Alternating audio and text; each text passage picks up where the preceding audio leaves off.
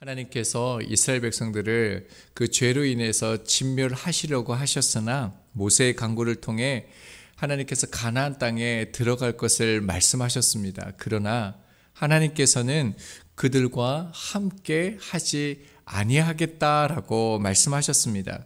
그런데 오늘 본문부터 이제 다음 말씀을 보면요, 하나님께서 이스라엘 백성들과 함께 하지 않으신다라고 말씀하셨는데 결정을 바꾸셨습니다. 그리고 그들과 함께 하시겠다라고 말씀하셨습니다. 하나님께서 그 하나님의 뜻을 돌이키신 것입니다. 무슨 일이 있었던 것일까요? 12절부터는 이제 하나님과 모세의 그 대화가 기록되어져 있습니다. 12절과요 15절 18절을 보면 모세가 여호와께 아뢰되라고 계속적으로 모세가 하나님 앞에 간구하는 그 기도의 모양이 나오고 있습니다. 그리고 모세의 간구에 대해서요 14절을 보면 여호와께서 이르시되, 그리고 17절, 19절, 20절, 21절이에요. 하나님께서 그 모세의 간구에 대해서 계속적으로 응답해 주시는 것을 볼 수가 있습니다. 한 사람의 기도와 행동으로 과연 무엇을 바꿀 수 있을까 생각하지만요, 모세 한 사람, 이 한 사람의 기도를 들으시고 하나님께서 그 뜻을 돌이키신 것을 우리가 볼 수 있습니다. 12절을 보겠습니다.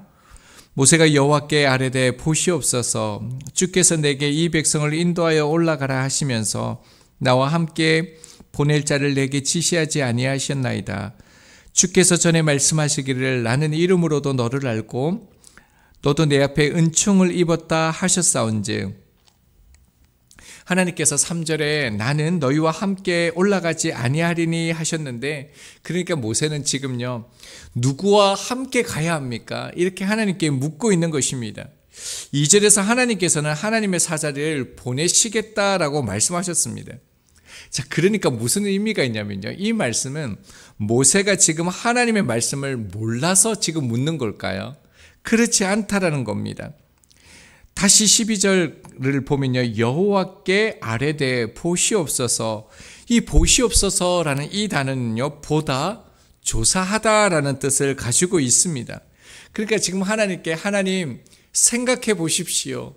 그리고 하나님께서 친히 한번 조사해 보십시오. 하나님이 이렇게 하시면 안 됩니다. 지금 하나님의 그 마음을 바꾸어 달라고 간청하고 있다는 것입니다.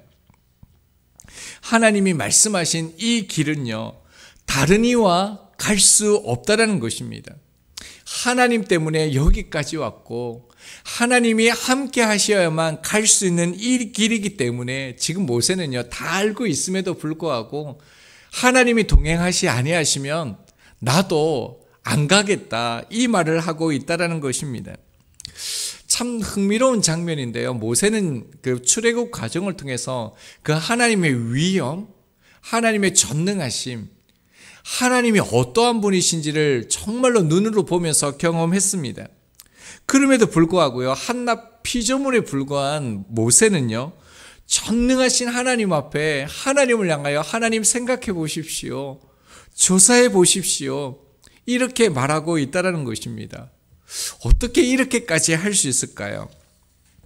그 근거를 하반절에 말씀하는데요, 주께서 전에 말씀하시기를 나는 이름으로도 너를 알고, 성경에서 오직 모세에게만 사용된 수식어가 이 표현입니다. 이름은 무엇입니까? 상대방의 인격을 대변하는 것인데요, 전인격적으로 모든 것을 안다라는 것입니다. 모세의 삶도, 생각도, 감정도, 그의 의지도, 과거와 현재도 모든 것을 안다라고 하나님께서 지금 말씀하지 아니하셨습니까? 이렇게 얘기하는 거죠. 그러니까 서로가 그렇게요 친밀한 아주 깊은 관계가 아닙니까? 그것을 하나님께서 말씀하지 아니하셨습니까? 이렇게 지금 모세가 얘기하는 거죠. 그뿐만 아니라요, 말씀해 보면 너도 내 앞에 은총을 입었다 하셨사온즉, 하나님께서 모세에게 네가 나에게 은총을 입었다, 그런 사람이다라고 말씀하셨다라는 것입니다. 자, 그래서요 모세가 지금 하는 말이 무엇입니까? 13절에 보면 주의 길, 주의 뜻을 알려 보여주시고 이 족속을 주님의 백성으로 선택하셨음을 기억해달라고 정말 사실은 한낱 피조물이 불과한 한 인간이 하나님을 향하여 지금 외치고 있는 그런 장면인 것입니다. 13절 봅니다. 내가 참으로 주의 목전에 은총을 입었사오며 원하건대 주의 길을 내게 보이사 내게 주를 알리시고 나로 주의 목전에 은총을 입게 하시며 이 족속을 주의 백성으로 여기소서. 주의 백성으로 여기소서. 재차 이스라엘이 하나님의 백성임을 모세가 지금 강조하고 있습니다. 여기서 이 족속을 지금 강조하고 있는데요. 이 족속은 조금 전까지만 해도 하나님께서 말씀을 주셨지만 죄를 지었던 그 이스라엘의 민족을 말하고 있습니다. 자, 그런데요, 모세는 뭐라고 얘기합니까? 여기다라고 얘기하고 있는데 이 고려하다, 숙고하다 이런 뜻을 가지고 있었습니다. 모세도 인정하는 것이죠. 죄를 지은 백성입니다. 맞습니다. 그럼에도 불구하고 하나님 고려해 주십시오. 다시 생각해 주십시오. 숙고해 주십시오. 하나님께서 국률과 사랑으로 이스라엘 백성들을 친백성으로 여겨 그렇게 인도해 주십시오. 재차 지금 간구하고 있다는 것입니다. 모세는 하나님 앞에 그렇게 아뢰는 것이죠. 지금 하나님께서 주신 이런 환경, 이런 어떤 상황, 가나안 땅에 들어가는 그런 것들이 중요한 게 아니고요. 하나님이 아니고는 아무것도 안 된다라는 것입니다. 참 귀한 고백이죠. 신앙생활에서 하나님께서는 모든 것을 주시고 또 채워주시고 은혜를 주셔도요. 하나님께서 함께하지 아니하시면 모든 상황과 환경이 의미가 없다라는 것을 이 모세를 통해서 우리 가운데 정말 잘 보여주고 있다는 것입니다. 여러분, 이런 모세의 기도를 하나님께서 어떻게 여기겠습니까? 이렇게 정말 하나님 없으면 아무것도 할 수 없다라고 하지 않겠다라고 얘기하는 이런 어린아이와 같이 하나님 앞에 떼쓰고 있는 이런 모세의 기도를 하나님께서 어떻게 여기겠습니까? 14절입니다. 여호와께서 이르시되 내가 친히 가리라 내가 너를 쉬게 하리라. 두 가지를 말씀해 주시죠. 내가 친히 가리라 라고 얘기하죠. 여기서 내가 친히는요, 나의 얼굴이라는 뜻입니다. 그러니까 직역을 하면 나의 얼굴이 갈 것이다. 그러니까 하나님께서 내가 친히 내 존재가 갈 것이다. 그토록 모세가 간구했던 그 응답, 기도에 응답해 주시는 것이죠. 그뿐만 아니라 뭐라고 얘기합니까? 내가 너를 쉬게 하리라. 여기서 쉬게 하리라는 것은요, 그 자리에 머물러 더 이상 움직이지 않는 그런 상태를 말하는 것입니다. 어떤 의미일까요? 모세, 너 이제 알았어, 가만히 있어. 내가 하겠다는 겁니다. 하나님께서 주권적인 역사로 네가 그토록 갈망하고 간구했던 이스라엘 백성들을 내가 인도하겠다라고 말씀하시는 거죠. 여러분, 된 것입니다. 모세가 그토록 간구하고 전부를 걸었던 그 기도의 응답을 받으신 것입니다. 자, 그런데요, 이상한 장면이 나옵니다. 분명히 모세가 간구한데도 응답을 받았는데, 그런데도요, 다시 모세가 또 기도합니다. 볼까요? 15절입니다. 모세가 여호와께 아뢰되 주께서 친히 가지 아니하시려거든 우리를 이곳에서 올려보내지 마옵소서. 어떻게 된 걸까요? 분명히 14절에 친히 가리라 했는데 모세는 다시요, 주께서 친히 가시지 아니하시려거든 이렇게 말하고 있습니다.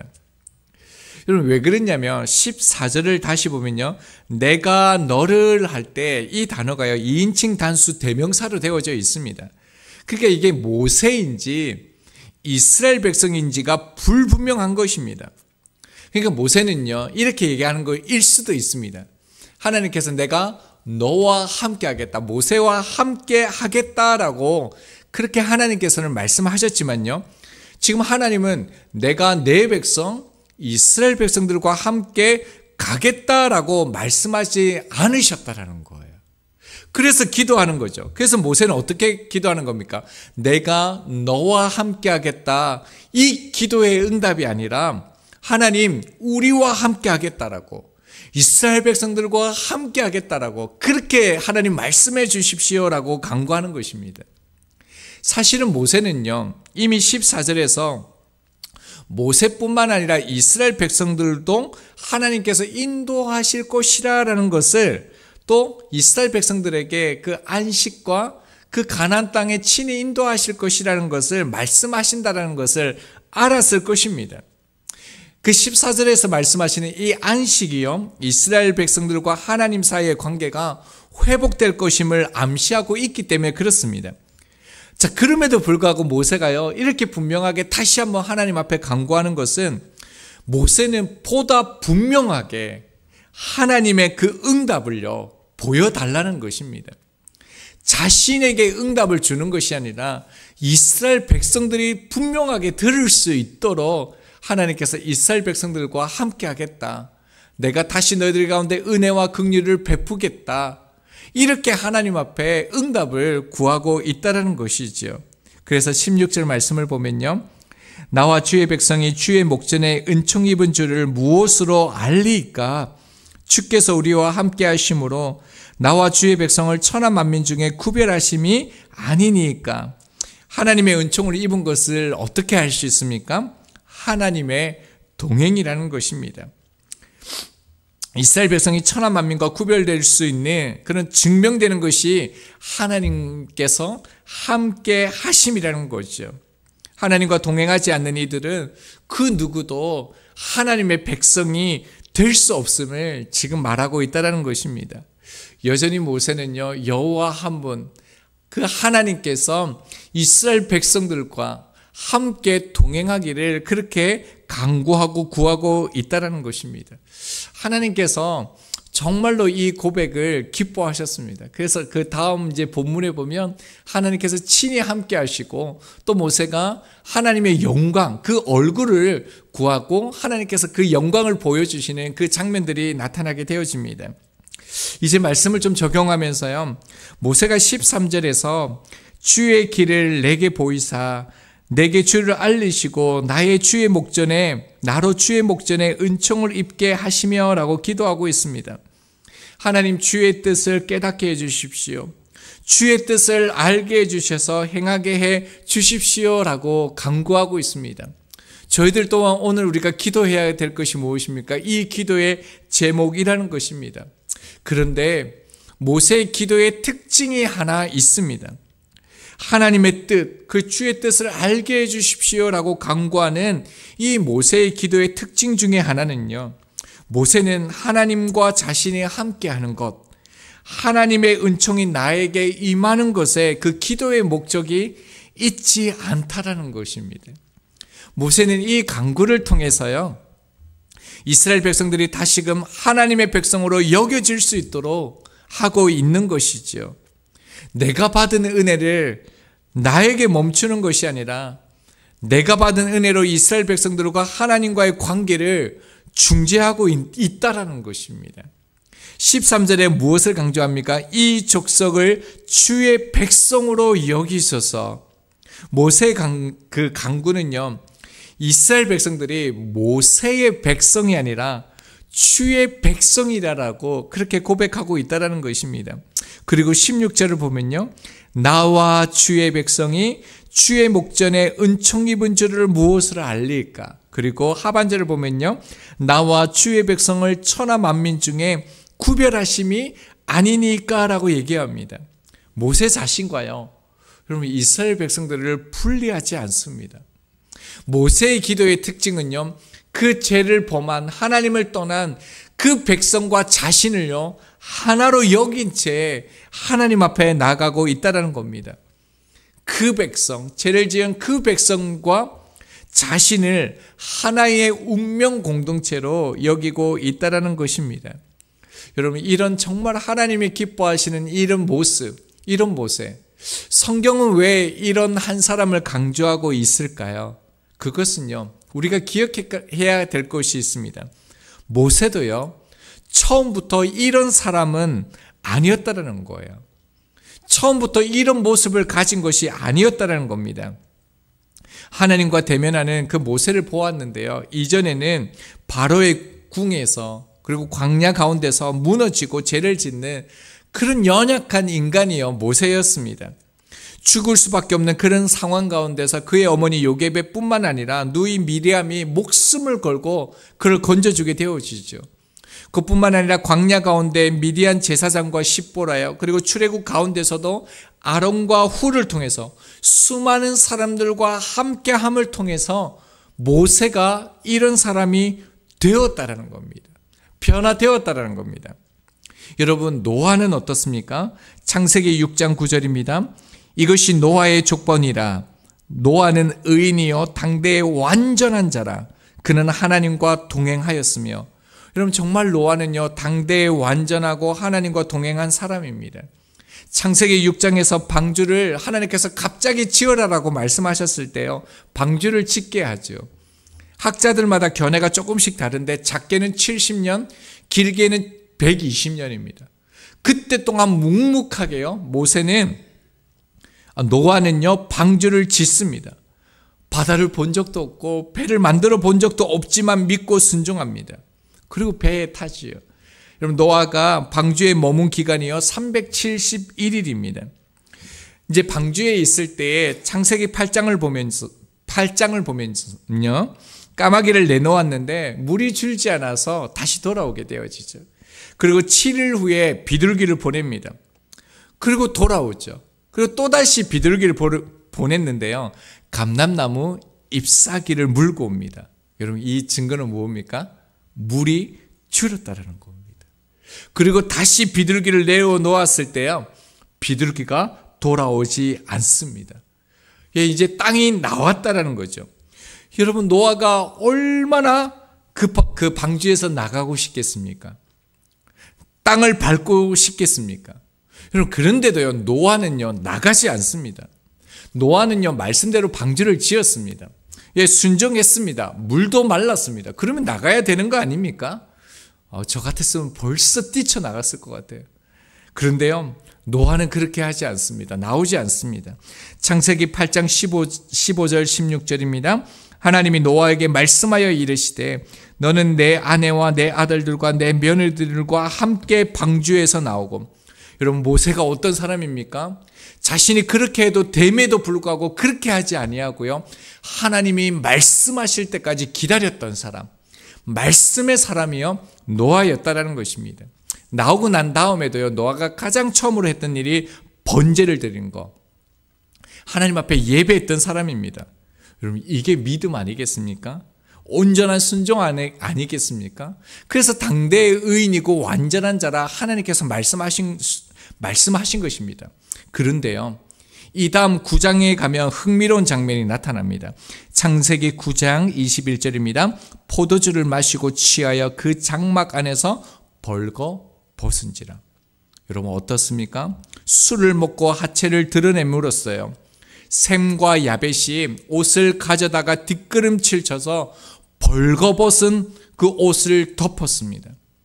여러분, 노아도요 그 누군가가 덮어주지 아니하면 안 되는 연약한 인간이라는 것입니다. 이 일로 인해서 함이 저주를 받죠. 이로 인해서 온 민족이요 아직까지 전쟁 가운데 있습니다. 그럼 성경이 무엇을 말합니까? 노아도 모세도 연약한 인간이라는 겁니다. 서로의 약함과 허물을 덮어주지 않을 만큼 온전한 사람이 있을까요? 있습니다. 오직 한 분, 참 인간이시고 참 하나님이신 예수 그리스도이죠. 그래서요 주님은 우리 가운데 말씀하신 것은 모든 이들이 약하고 온전하지 않기 때문에 우리 가운데 가르쳐 주신 기도가 무엇입니까?